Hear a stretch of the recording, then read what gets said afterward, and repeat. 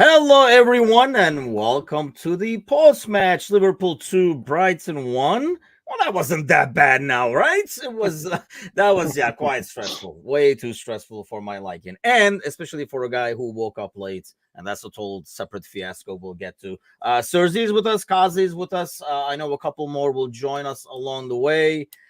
Kazi, you're usually the more positive one. You don't look as positive today. How you feeling? I mean, I think it was going to be a tough game. It was a tough game. Like, we were expecting that, weren't we, really? They've got a really good record at Anfield. They've got a good record against Liverpool overall in the last 4 or 5 years. So fair play to them. They do give us problems, but it helped Liverpool that they scored so early in the game. Because, you know what I mean? They scored in the first 90 seconds. Liverpool know they got loads of time left. If they score the first goal in the 71st, it could have been a bit different. But Liverpool know they could play their way into the game, and that's exactly what they did. Thought we were the better side. I thought we were the better side and deserved to win.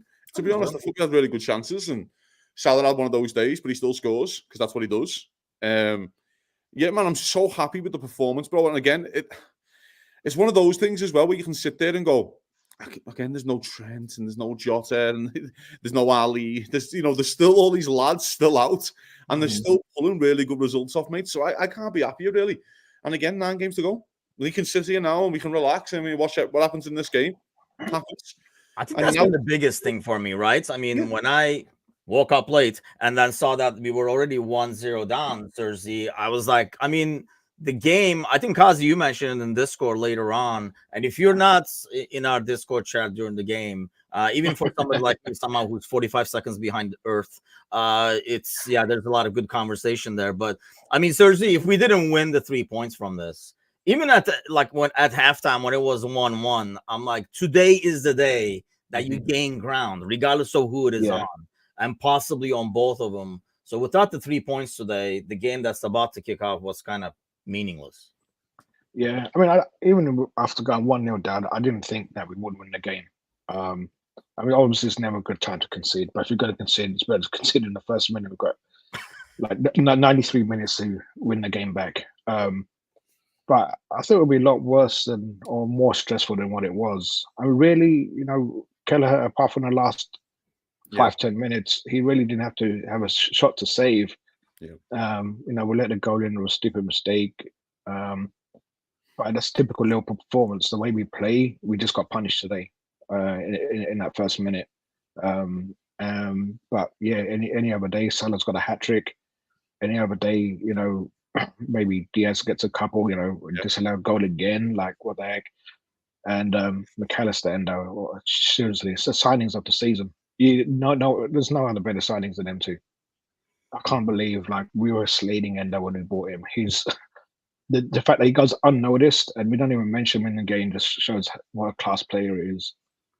Yeah, I mean, there were some really good performances out there when you look back at it. And I'm assuming to any neutral, it was like a glorious game to watch. Like if you woke up normally on a Sunday morning and put the tele on and let's see what soccer game is on. If you're a neutral, as open as it was, as both teams wanting to score, wanting to be positive, the way Brighton plays, where I mean, I would, heart and mouth at all times, the way they pass around in the back and stuff like that, and the way obviously we press.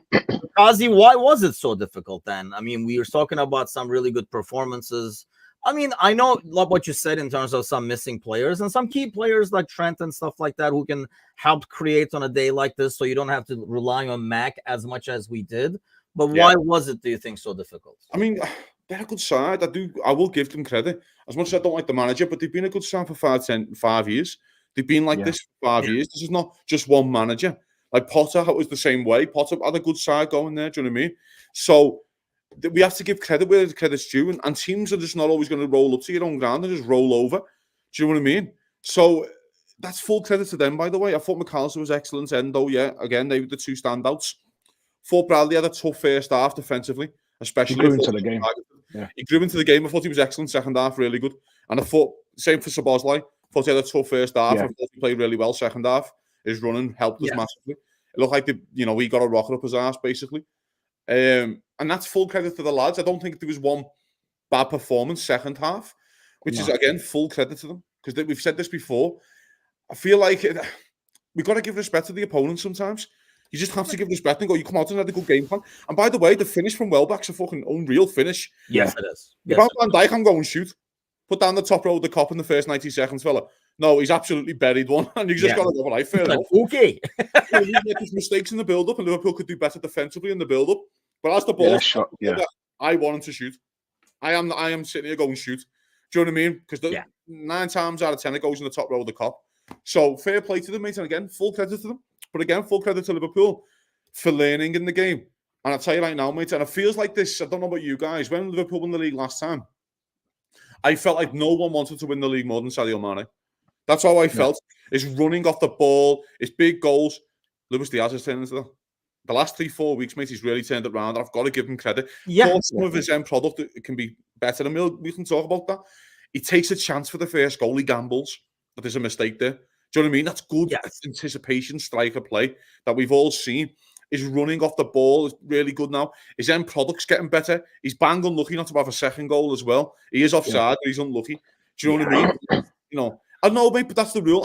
Whether that's not VAR. That's the offside rule. Yeah, I just don't agree with the offside rule, unfortunately. But this is not a bad timed run or something like that. I mean, it is that close. Unlucky, unlucky. But I go back to what Sergi said as well about Brighton. Kelleher never had anything to do. He had the one save from Dunk in the second half, really good save. But I think he's offside anyway, Dunk. I think Dunk's off. So again, I'm super pleased with the performance, man. I'm really happy, and it's just another game ticked off before United, where you can kind of look and hopefully get 2 or 3 more players back. Real good options off the bench. Yeah, I mean, Diaz, man, I know we give him a lot of flack for. I mean, we have at least for his, like some really decision making and stuff like that. But Sergi, I mean, the defensive work rate, and he does play. I mean, it looks like he's playing street ball, right? It just looks like they saw him during the warm-ups and they said, hey, you're pretty good, man. You want to play left wing? And so he's over there like he's running, he's pressing on the right wing, doing all kinds of weird things. But at the end of the day, I mean, his defensive work rate was immense. And I honestly thought, I know Mo scored, but out of the front 3, he was the most dangerous one. He was the one that put more fear on Brighton defense than anybody else. Yeah, it feels like he's playing for a move to Madrid. I mean, today he was like almost on the level of Mane. Like his work rate is unbelievable, and I think that goes unnoticed. I think his misses highlight more, or are more. They shine out more than his actual work rate. But he works hard. Yeah, he works hard. Salah, he could have cost us a game, but then it was won us a game. So it's you know what you're getting with Salah right now. But yeah, no, you can't. It was just glad the game's over. We've got 3 points in the bag, and now some Man United and Arsenal to the pressure's on them.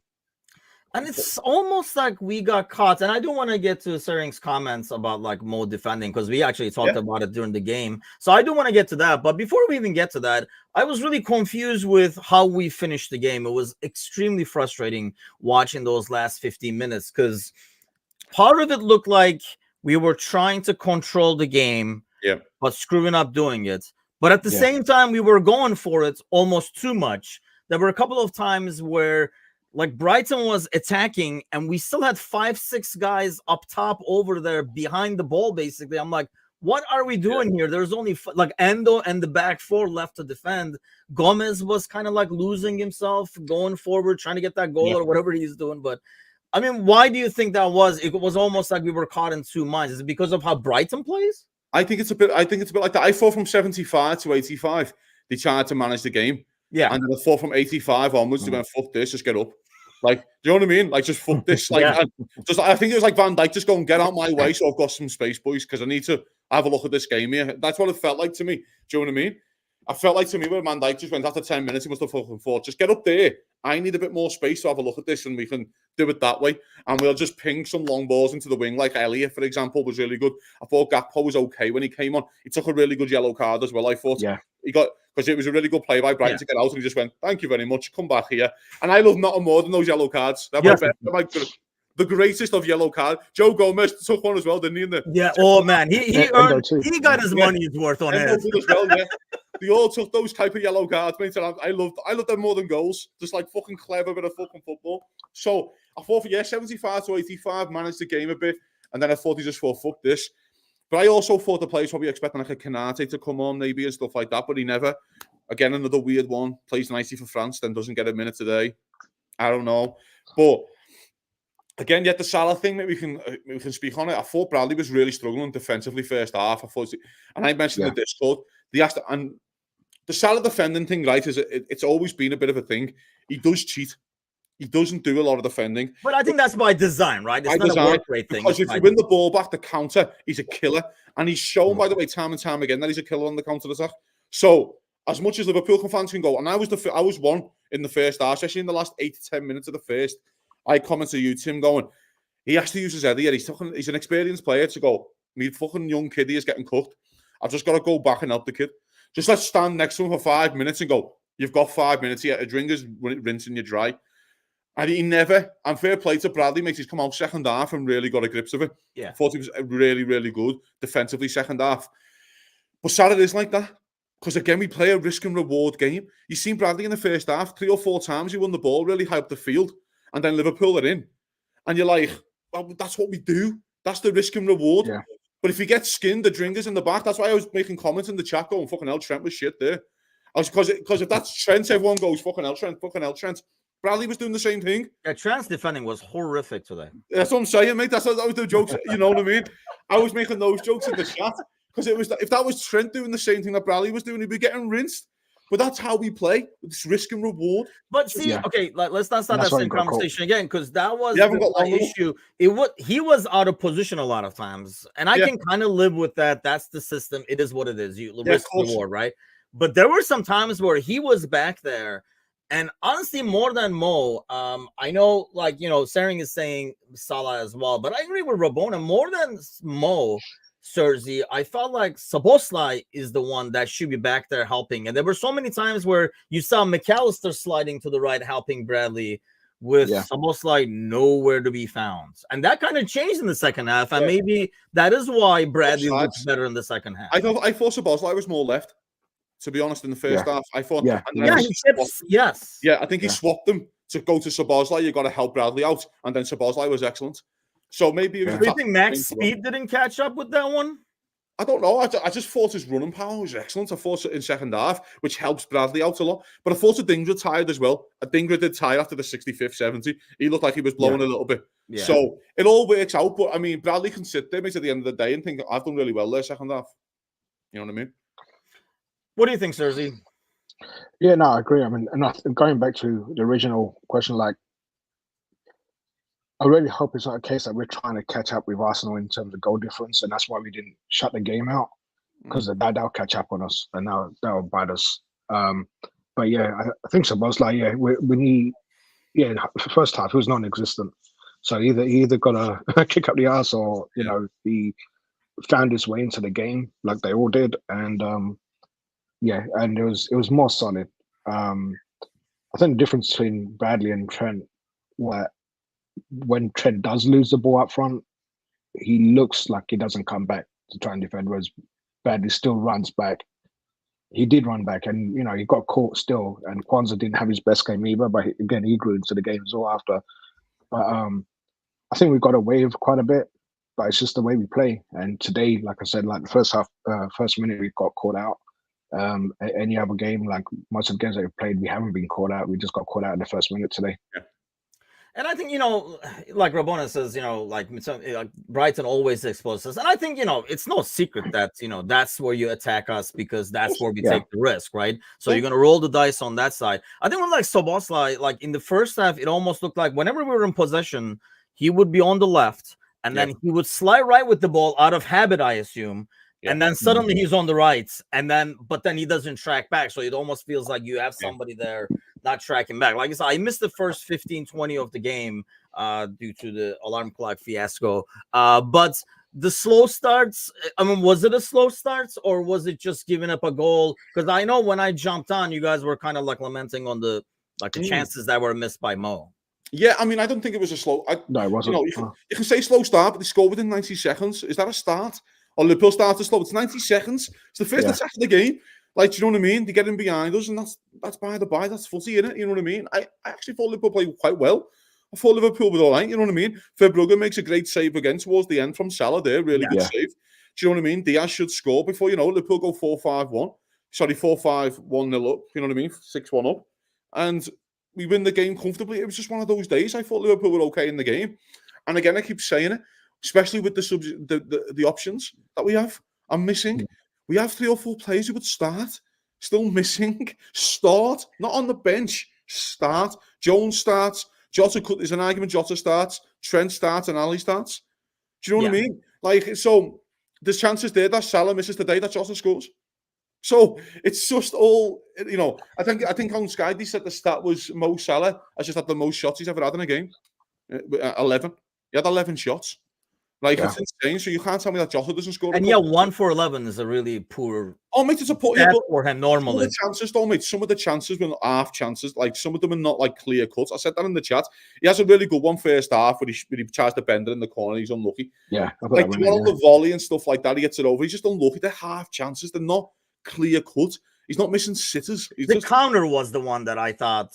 But even that, more finishes it. I agree, mate. And I think there's an argument when people say pass that. When you actually look from on the replay, the defender covers Diaz really well. You know? I don't think he can pass. He has to shoot on his left. I want him to shoot on his left there. I think we all do. But it's a bad finish, and he'll probably know that himself. Do you know what I mean? Yeah. But the one thing about goal scorers, and we all know what growing up watching footy, they don't get themselves down by missing chances. They just have another one. Do you know what I mean? Because they know one will come, and one did come. Before we go, because this game's going to start, McAllister, mate. That is one of the best midfield performances I've seen in Anfield for a long time. Like the one time when he just gets a cool head and just plays the pass to Salah. Like it was a bit frantic and he just goes bang foot on the ball. There you go. But it wasn't just that one. He does a few others. Like brilliant. And by the way, he gets booked in the first half, which is nowhere near a booking. It's not even a foul. And he gets booked and he still manages. I don't know how he's refereeing games. The refereeing was horrendous. On the Monday show, I'm sure you guys in the morning coffee will go into the referee and stuff like that. So you haven't got time to talk about that prick today. But my God, the game about to start over here, so we're gonna probably hop on over there, all of us, and kind of like give that a look. You're still sticking with Arsenal win is the best result. That's the best. I think it is me. Yeah, I want City out of it. I want City dead and buried, and City to rely on Liverpool and Arsenal to lose 2 games to win the league. I think that's unlikely. So I want Arsenal, and I'll back Arsenal losing or Liverpool twatting Sheffield United on Tuesday and being top anyway on Wednesday. How about you, Sergi? Who are you going for? Rabona's going for a draw. That's where I'm at. Yeah, preferably I want to draw. I'm not buying into this Arsenal bottling it. They got something different about them this second half of the season. But I think Arsenal win this 3-1 comfortably today. Really? It's definitely an interesting game to watch. So I'm still going for the draw. A lot of, you hate to root for injuries, but I'm rooting for a lot of injuries and hopefully. So, but hey, at least we got the 3 points. Yeah. We'll obviously be on tomorrow morning. It's Dingus Day. So, with the Polish Prince tomorrow, celebrate that. And then obviously tomorrow night's podcast will be here. So do join us then, 7:00 Central. We'll analyze the hell out of this game. But I'll let everybody run over there and start getting those injury flags out, start waving them around. Thanks a lot for joining us. And we'll see you guys tomorrow morning. Enjoy the rest of Sunday. Regardless of the result, I think we're going to be cool. So enjoy it, guys. Nice and easy. Take care. Take care.